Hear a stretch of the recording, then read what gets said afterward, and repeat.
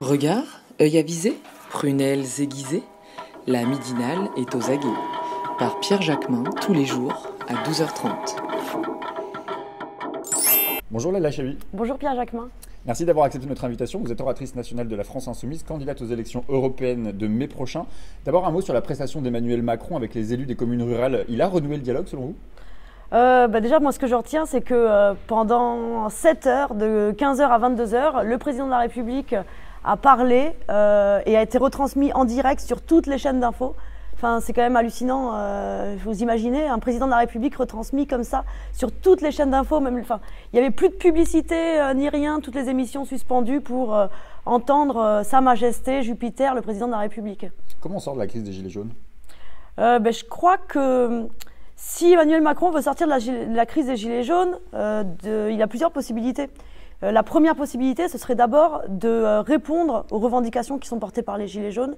Il n'y a pas besoin d'un grand débat pour connaître ces revendications, parce que le grand débat, le vrai grand débat, il a déjà commencé depuis bientôt 10 semaines sur les ronds-points, dans les rues, dans tous les foyers, tous ces gens qui se mettent à discuter. Et il y a des revendications qui ont émergé, clairement, dans les cahiers de doléances également, qui ont été réalisés dans les mairies. Des revendications, c'est sur le retour sur la suppression de l'ISF, par exemple, le référendum d'initiative citoyenne. On voit beaucoup une revendication sur la renationalisation des autoroutes aussi qui émerge.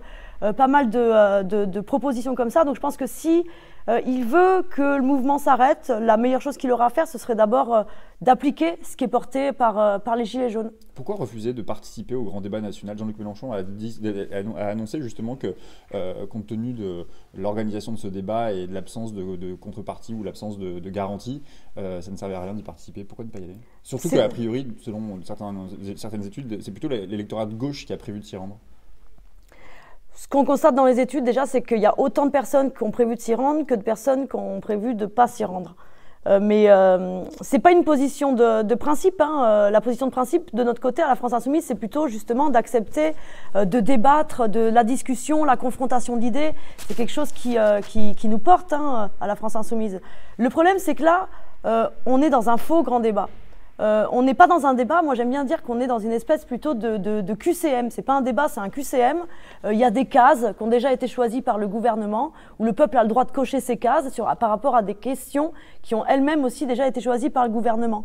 Et il y a des sujets tabous sur lesquels on ne peut pas se positionner. Par exemple, quand on voit que cette revendication qui émerge, qui est le retour sur le rétablissement de l'ISF, le gouvernement a dit clairement qu'il ne reviendrait pas dessus. Le gouvernement a dit qu'il ne changerait pas de cap, qu'il avait été élu sur un programme. Donc, si c'est créer un grand débat pour, en fait, au final, en plus que Emmanuel Macron a dit lui-même qu'à la fin, qui sait qu'elle allait trancher s'il y avait plusieurs différents avis qui émergeaient, ce serait lui, uniquement, encore lui. C'est une mascarade, en fait. Et y participer, ce serait le légitimer.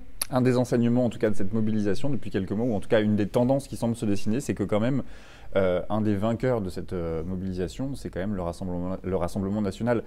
Ça vous inquiète, cette progression, justement, cette possibilité de l'accession au pouvoir du Rassemblement national ?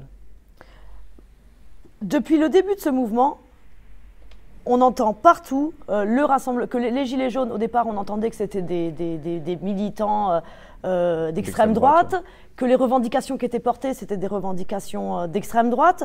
Petit à petit, au fil des semaines, quand même, il y a eu une prise de conscience que c'était plus compliqué que ça, et puis qu'en fait, les revendications sur l'immigration ou contre le mariage pour tous, c'était pas du tout ce qu'on entendait sur les ronds-points et dans le mouvement des Gilets jaunes. Et puis après, moi j'ai halluciné ces derniers jours, ces dernières semaines, sur la façon dont encore on voudrait nous remettre en scène le fait qu'il n'y aurait que d'un côté Macron et de l'autre côté le Front National, le scénario du deuxième tour de la présidentielle de 2017, parce que c'est bien pratique pour le gouvernement d'avoir comme opposition l'extrême droite. Parce que quand vous avez l'extrême droite en face, comme ça, vous réfléchissez plus et ça permet au pouvoir qui n'a plus que ça, qui n'a plus d'arguments, de continuer sur sa lancée. Comment vous expliquez quand même que la France Insoumise ne tire pas davantage profit, disons-le, de cette crise sociale ? Déjà, on n'est pas dans... Moi, je ne pense pas qu'il faille forcément se dire qu'il faudrait que tout d'un coup, du jour au lendemain, les gilets jaunes se mettent à devenir des insoumis, à brandir des drapeaux avec le FI de la France insoumise. Ça, c'est pas notre objectif. On n'est pas dans un objectif de récupération c'est pas tant la question de la sur-récupération que la question de le constat que font les Gilets jaunes, c'est le constat que fait la France insoumise. Parmi les propositions, beaucoup sont des propositions de la France insoumise. Donc tout ça devrait profiter normalement à la France insoumise. Visiblement, ce n'est pas le cas. Ben, on verra. Après, moi, ce que je pense, c'est que y a un truc qu'on employait pas mal au pôle auto-organisation de la France insoumise, c'est l'idée de verticaliser les colères, en fait. Et quand vous allez voir des gens qui vont vous dire d'abord mon problème, c'est le voisin immigré, ou mon problème, c'est le mec qui touche à peine moins que moi au RSA.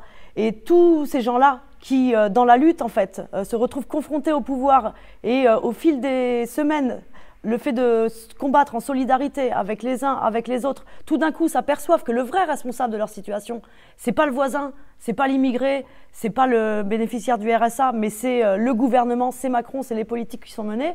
Je pense qu'à partir du moment où on est dans cette démarche-là, dans cette dynamique-là, ça bénéficie forcément à la France insoumise, au programme qu'on porte, parce qu'au moment d'aller voter, ces gens-là, qui peut-être, il y a quelque temps, aurait dit « je vais mettre un bulletin dans l'urne pour celui qui me raconte que le problème dans ma vie, c'est dû à l'immigré », et bien à ce moment-là, au moment d'aller voter, il va plutôt aller mettre un bulletin dans l'urne sur celui qui explique que non, le problème, c'est la minorité de riches qui s'accaparent tout le pouvoir dans le pays. Mais est-ce que vous vous interrogez sur la stratégie qui est celle de la France insoumise, la stratégie populiste notamment? Est-ce que c'est une question? Est-ce que vous avez des doutes? Est-ce que vous allez revoir justement à cette question de la stratégie? Est-ce que vous y réfléchissez? Georges Kuzmanovic dans Le Monde, il disait même que vous aviez abandonné la stratégie populiste justement pour l'élection européenne pour plutôt conquérir justement ce qu'il appelle les bobos de gauche, considérant que les classes populaires ne votent pas aux européennes. Moi, je pense que la France insoumise, on a toujours eu deux jambes en fait, et qu'il faut pas qu'on peut pas opposer comme ça. On s'adresse à deux catégories de la population, on va dire, pour caricaturer, faire simple. Mais on a d'un côté ce qu'on pourrait appeler le peuple de gauche, en fait, les gens qui sont déçus par les années du quinquennat de François Hollande, les politiques de François Hollande, sont déçus par ce qui est devenu le Parti socialiste, mais ont toujours des valeurs, une histoire, et sont portés par une envie, une dynamique de gauche. Pour ces gens-là, la gauche veut toujours dire, le mot gauche veut toujours dire quelque chose. Et puis, on a d'un côté tous les gens qui se déplacent même plus pour aller voter, qui se disent que finalement, gauche, droite, c'est tous les mêmes, et que les politiques, de toute façon, ils tiennent pas leurs promesses, et que c'est, on va dire, des tous pourris, et que le système politique en soi est difficilement à même de résoudre d'améliorer leurs conditions de vie. Et je pense qu'il faut toujours avoir en tête qu'on a ces deux jambes en fait, et que l'une ne s'oppose pas à l'autre, et s'adresser à ces deux pans de la population. J'ai dit, vous êtes candidate pour la France insoumise aux européennes de mai prochain. Vous qui prenez justement l'auto-organisation et vous souhaitez aussi renouveler les visages, et c'est le cas pour la liste qui est constituée de la France insoumise, si les Gilets jaunes présentent une liste, pourquoi vous maintenir du coup, puisqu'ils sont l'expression même de ce à quoi vous aspirez? Bah déjà, moi, j'interdirais pas aux Gilets jaunes de présenter une liste. Après, une liste Gilets jaunes, apparemment, bon, il n'y en aurait pas qu'une, il y en aurait plusieurs. Nous, à la France insoumise, voilà, on porte déjà, il y a des Gilets jaunes parmi les candidats de la France insoumise. On a une liste qui est extrêmement diverse, avec énormément de gens qui n'ont pas de parcours militant classique, ne sont pas des militants traditionnels. Et on a un programme. Alors justement, le programme, ça va être quoi la ligne de la France insoumise aux européennes? C'est quoi les axes, les grands axes de la campagne européenne? Nous, les grands axes de la campagne européenne, en fait, c'est d'abord qu'on veut envoyer au Parlement européen une équipe d'eurodéputés qui soit en capacité de tisser les colères à l'échelle européenne, de faire rentrer dans ce truc hyper technocratisé qu'est le Parlement européen, qui est hyper obscur, qui est hyper loin du quotidien, de faire rentrer la voix du peuple, d'en faire sortir du Parlement européen tout ce qui se trame et qui est souvent la cause de tout ce qu'on subit en France au niveau des politiques d'austérité, au niveau des politiques de libéralisation du service public, au niveau des politiques, là on parle beaucoup de justice fiscale en ce moment, mais bon, s'il n'y avait pas ce dumping fiscal à l'échelle européenne qui fait que les impôts sur les sociétés sont de plus en plus bas, eh bien on n'augmenterait pas comme ça à coup de taxes les impôts de la population et des moins aisés.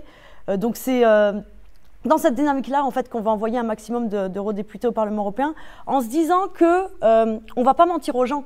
On ne va pas mentir aux gens dans le sens où on ne va pas faire croire que si on a un maximum de députés France Insoumise, dans le cadre de l'Union européenne telle qu'elle est actuellement, on va pouvoir appliquer le programme L'Avenir en commun. L'idée, ce n'est pas de vendre du rêve, parce que dans ce cadre-là, dans le cadre contraint qui est celui de l'Union européenne, avec un Parlement qui n'a pas le droit de faire des lois, de proposer des lois lui-même, mais qui peut juste répondre qui peut juste amender en fait les directives, telle qu'elle est actuellement l'Union européenne, telle que sont faits les traités européens, on ne peut pas changer la vie des gens pour autant, parce que là je ne suis pas en train de dire genre on va se présenter mais ça ne sert à rien de voter pour nous, en fait on ne va rien changer. Au contraire, ça peut servir à pas mal de choses. Il y a moyen sur certains sujets d'obtenir des victoires concrètes. Par exemple sur l'évasion fiscale, et souvent moi je prends pour modèle le boulot des 17 députés à l'Assemblée nationale. Le cadre de la Ve République, il est aussi contraignant que le cadre de l'Union européenne pour des gens qui portent le programme de la France Insoumise. Pour autant, qui dirait que les députés France Insoumise servent à rien, quoi. Le Brexit, ça vous inquiète, ça vous séduit ? Sans aller dans des discussions techniques, en fait, juste, ce que je constate, c'est que on est encore...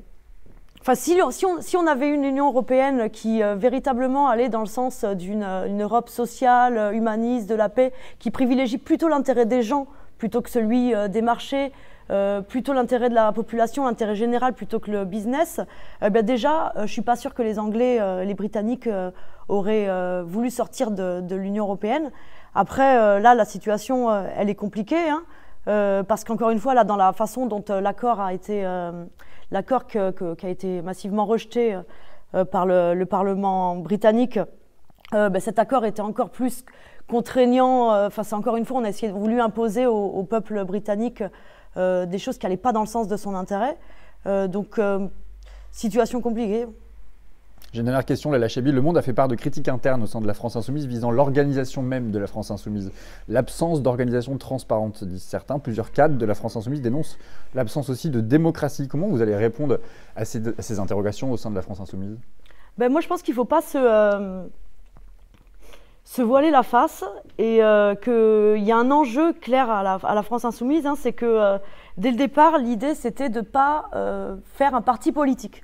De ne pas tomber dans le parti politique. Pourquoi ? Parce qu'on constate que s'il y a un désintérêt massif de la population vis-à-vis des partis politiques et de la politique telle qu'elle se pratique aujourd'hui, c'est parce que souvent, de fait, les partis politiques intrinsèquement sont des machines où on se regarde le nombril, on passe plus de temps recroquevillé vers l'intérieur qu'à vraiment agir sur l'extérieur, sur la société. C'est pour ça qu'à la France Insoumise, on a voulu constituer quelque chose qui soit un mouvement où il n'y a pas les histoires de tendances, de textes votés, de motions et puis où finalement vous écoutez même plus que dit l'autre parce qu'à partir du moment où il appartient à telle ou telle tendance. Je sais, moi j'ai été dans des organisations politiques classiques avant d'être engagée à la France Insoumise. Maintenant, clairement, la difficulté qu'on a, c'est comment on fait en sorte pour l'instant, on n'a pas réussi encore à trouver la forme aboutie de ce mouvement hybride, nouveau, innovant. Mais comment on fait en sorte, sans tomber dans les travers habituels d'un parti politique, comment on fait en sorte pour autant de permettre que chacun s'exprime, de permettre qu'il y ait de la démocratie interne, qu'il y ait de la transparence. Et ça, c'est vraiment une vraie question. Et elle est devant nous. Mais il ne faut pas l'éviter, il ne faut pas se le cacher, je ne dirais pas que ça y est, on a trouvé la forme parfaite à la France Insoumise. Mais je pense qu'il faut faire très très très attention en même temps d'un côté comme de l'autre et surtout à ne pas repartir en arrière et reconstruire les organisations politiques qui intéressent que les convaincus, qu'un petit cercle d'initiés et pas la masse de la population. Merci beaucoup Leila Chaibi. Merci à vous.